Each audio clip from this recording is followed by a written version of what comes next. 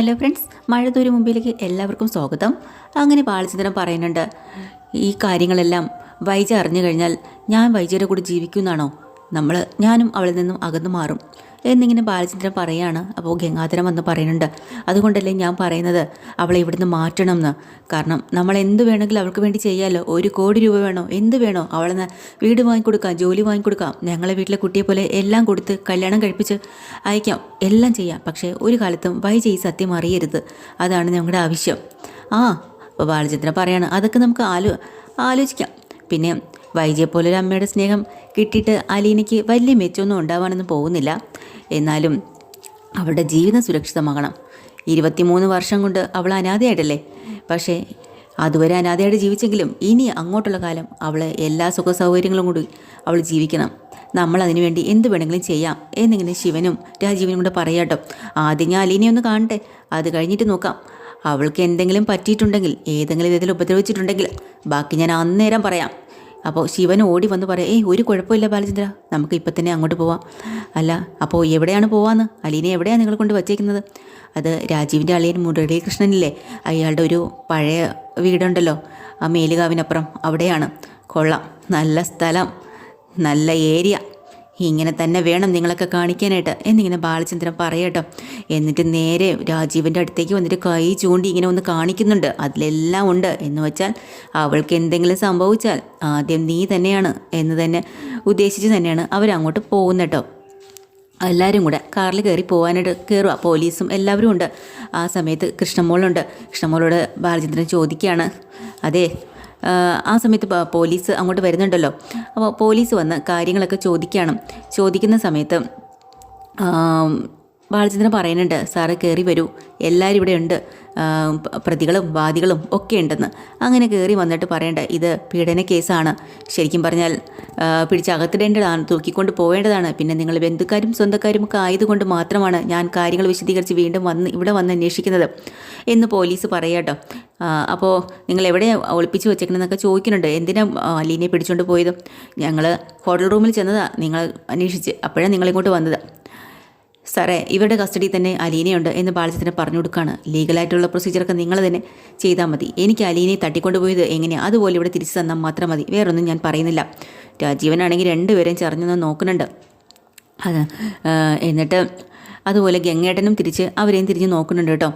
ഗംഗേട്ടൻ വന്ന് പോലീസിനോട് പറയുന്നുണ്ട്, സാറേ ഒരു തെറ്റിദ്ധാരണയുടെ പുറത്താണ് ഇങ്ങനെയൊക്കെ ആയത്, സാറ് കേസാക്കരുത്, അതിനുവേണ്ടി വിട്ടുവീഴ്ച എന്ത് വേണമെങ്കിലും ഞങ്ങൾ ചെയ്യാം. അത് ശരി, അപ്പോൾ പെൺകുട്ടികളെ തട്ടിക്കൊണ്ട് പോകുന്നതേ സ്ത്രീപീഡനത്തിൻ്റെ പരിധിയിൽ വരുന്നതാണ്, അറിയാമല്ലോ.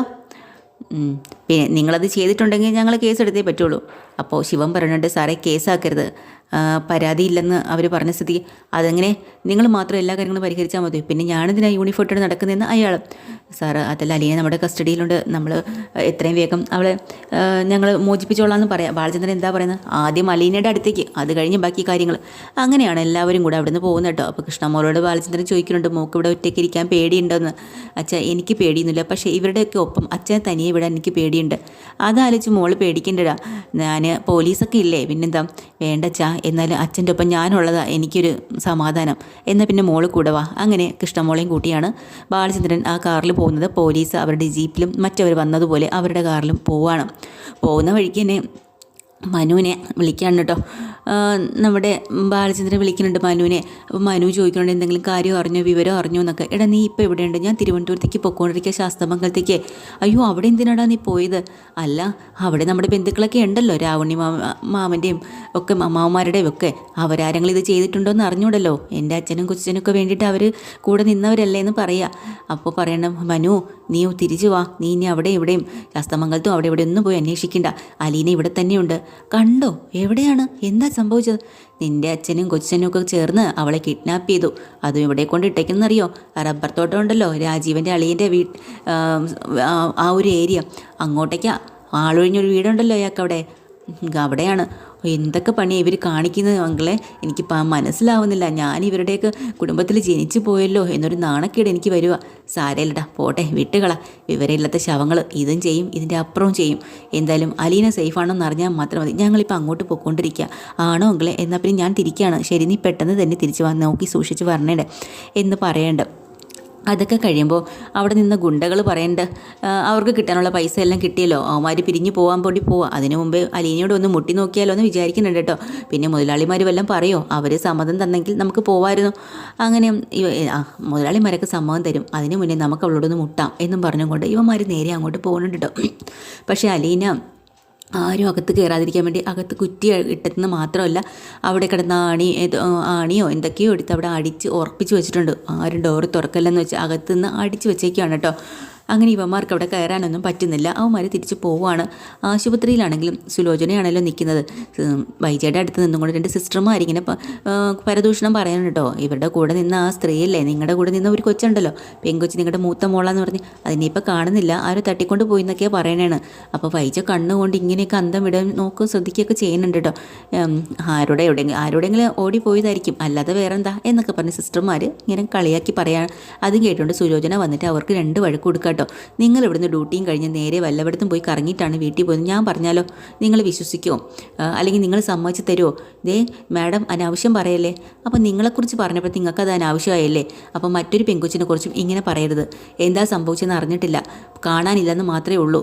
ഇനിയും ചിലപ്പോൾ പെട്ടുപോയതായിരിക്കും എവിടെയെങ്കിലും. പോലീസ് അന്വേഷിക്കുന്നുണ്ട്, അവിടെ നല്ല രീതിയിൽ വേണം കാര്യങ്ങൾ ചർച്ച ചെയ്യാൻ. പിന്നെ ഇതെന്ന് വെച്ചാൽ ആശുപത്രി നിങ്ങൾ ജോലി ചെയ്യുന്ന സിസ്റ്റർമാരല്ലേ, പരദൂഷണം പറയേണ്ട സ്ഥലമാണോ എന്നൊക്കെ പറഞ്ഞ് സുലോചന നല്ല വഴക്ക് ആ സിസ്റ്റർമാർക്ക് കൊടുക്കാട്ടോ. അങ്ങനെ അവരങ്ങോട്ട് പോകുന്നുണ്ട്. അതെല്ലാം കഴിഞ്ഞിട്ട് പോലീസും എല്ലാ സന്നാഹങ്ങളും കൂടി ഈ അലീന ഇരിക്കുന്ന വീട്ടിലേക്ക് വരുന്നുണ്ട്. അവിടെ വന്ന് ചുറ്റും എല്ലാം അവിടെ നോക്കുകയാണ് കേട്ടോ ബാലചന്ദ്രൻ. അപ്പോൾ അലീന അതിനകത്തൊരു മുറിക്കകത്താണല്ലോ, അകത്ത് കയറി വീട്ടിനകത്ത് നോക്കുമ്പോൾ എല്ലാ റൂമും അടച്ചിട്ടേക്കാണ്, തുറക്കാൻ പറ്റും. അപ്പോൾ ഇതിലേതോ ഒരു റൂം മാത്രം പുറത്തൊന്നും തുറക്കാൻ പറ്റുന്നില്ല. അങ്ങനെ പുറത്തുകൂടെ വന്ന് അലീന മോളേന്ന് വിളിക്കുന്നുണ്ട്. അപ്പോൾ അച്ഛൻ്റെ സൗണ്ട് കേൾക്കുമ്പോൾ അലീന പെട്ടെന്ന് ഞെട്ടി ഉണരുവാട്ടോ. അയ്യോ അച്ഛനോ, വല്ലാത്തൊരു ആശ്വാസമായി കേട്ടോ. പേടിച്ചരണ്ട് കിടക്കുമായിരുന്നല്ലോ തളർന്ന്. അങ്ങനെ ആ ജനലിൽ കൂടെ വന്ന് മോളേന്ന് വിളിക്കാനായിട്ട് അയ്യോ അച്ഛാന്നും പറഞ്ഞു ഓടി വന്ന് അലീന ബാലചന്ദ്രൻ്റെ കവളിലും മുഖത്തും ഒക്കെ തടവുകയും പിടിക്കുകയും വലിക്കുകയും ഒക്കെ ചെയ്യാനായിട്ടോ. പേടിച്ചിട്ട് മോളെ പേടിക്കണ്ട, ഒന്നുകൊണ്ട് പേടിക്കണ്ട, അപ്പോൾ ധൈര്യമായിട്ടിരിക്കുക, ഞാനിങ്ങി വന്നില്ലേ, പേടിക്കാതെ എന്ന് പറയാം. അലീന അങ്ങ് പൊട്ടിക്കരയാൻ തുടങ്ങിയിട്ട് പേടിച്ച് അച്ഛൻ വന്നല്ലോ, നീ പേടിക്കല്ലേ.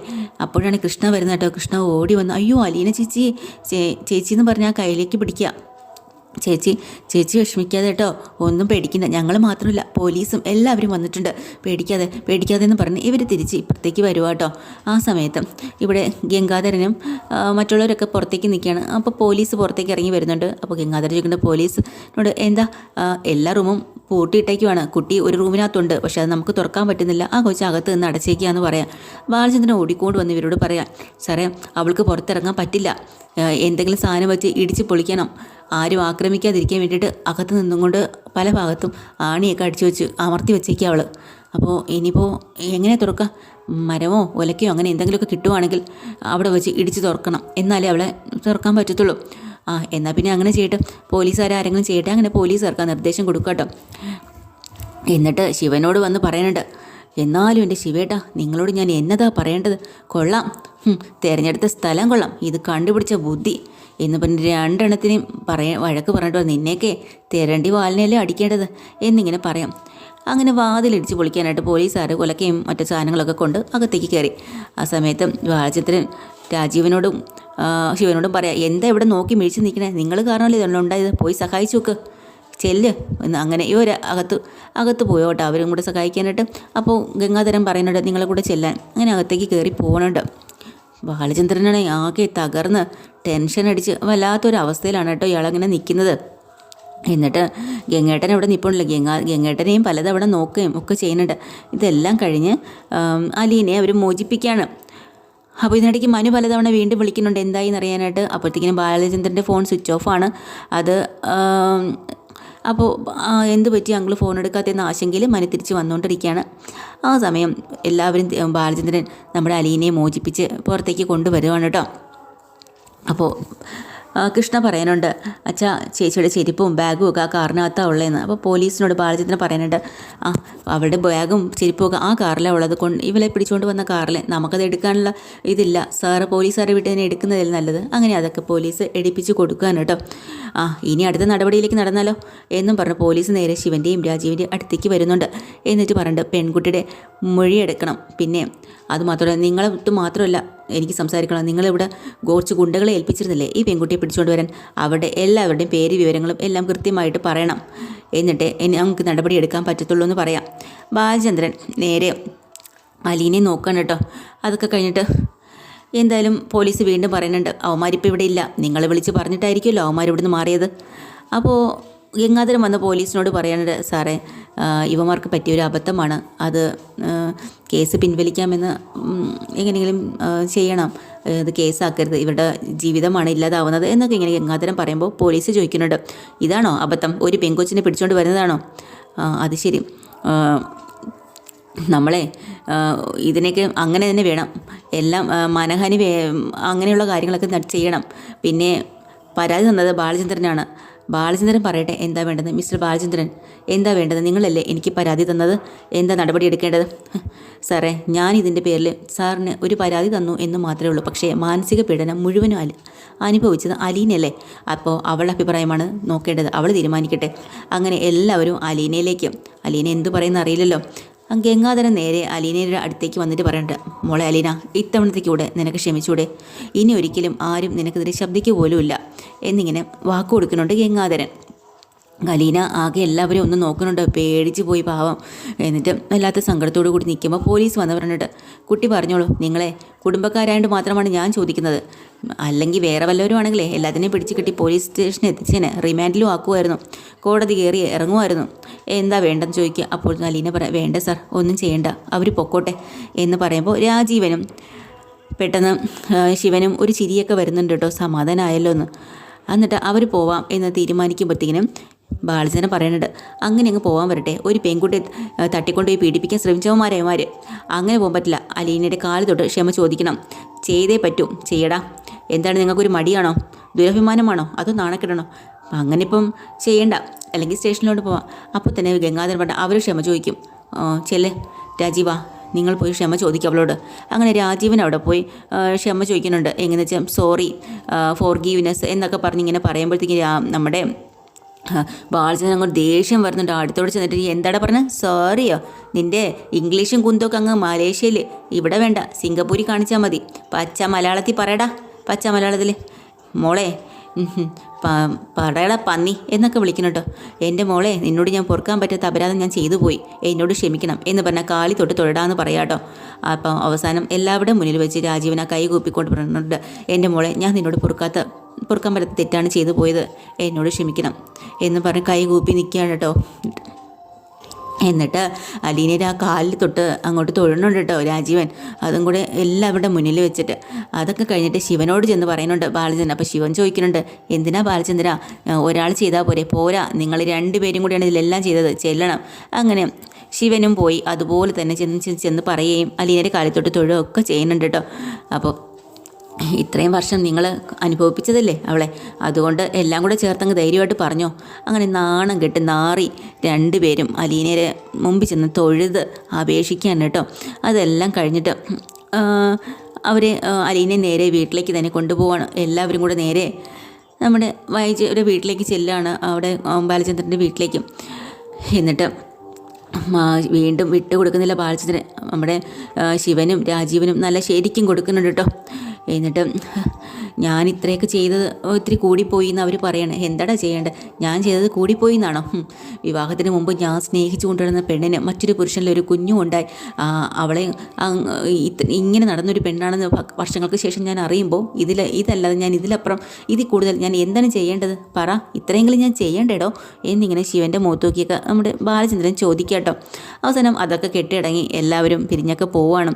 അപ്പോൾ ഇതെല്ലാം കഴിഞ്ഞ് കുറച്ചുകൂടെ അന്തസ്സും കുറച്ചുകൂടെ നല്ല പെരുമാറ്റമൊക്കെ ഉള്ള ഒരാളാണല്ലോ ഗംഗേട്ടൻ വന്ന് ബാലനോട് പറയുന്നുണ്ട്, എനിക്ക് അലീനയെ ഒന്ന് കാണണം, അവളോട് ചില കാര്യങ്ങൾ സംസാരിക്കണം. അങ്ങനെ അലീനയെ കാണാൻ വേണ്ടി വരുവാട്ടോ. എന്നിട്ട് അലീനോട് മാപ്പ് അയാളും ചോദിക്കുന്നുണ്ട്, മോളെ എന്നോട് ക്ഷമിക്കണം, ഞങ്ങൾ ഇങ്ങനെയൊക്കെ നിന്നോട് ചെയ്തതിന് വർഷങ്ങൾക്ക് മുമ്പ് നടന്ന സംഭവമാണ്, അന്ന് അങ്ങനെയൊക്കെ പറ്റിപ്പോയി, ഒരിക്കലും ഇങ്ങനെ ആവുമെന്ന് വിചാരിച്ചതല്ല. നിൻ്റെ അമ്മയ്ക്ക് വേണ്ടിയും നിനക്ക് വേണ്ടി നിൻ്റെ സഹോദരങ്ങൾക്ക് വേണ്ടി എല്ലാവർക്കും വേണ്ടിയിട്ട് ഞാൻ നിന്നോട് കൈകൂപ്പി ഞാനും നിന്നോട് യാചിക്കുകയാണ്, പൊറുക്കണം മോളെ എന്നിങ്ങനെ.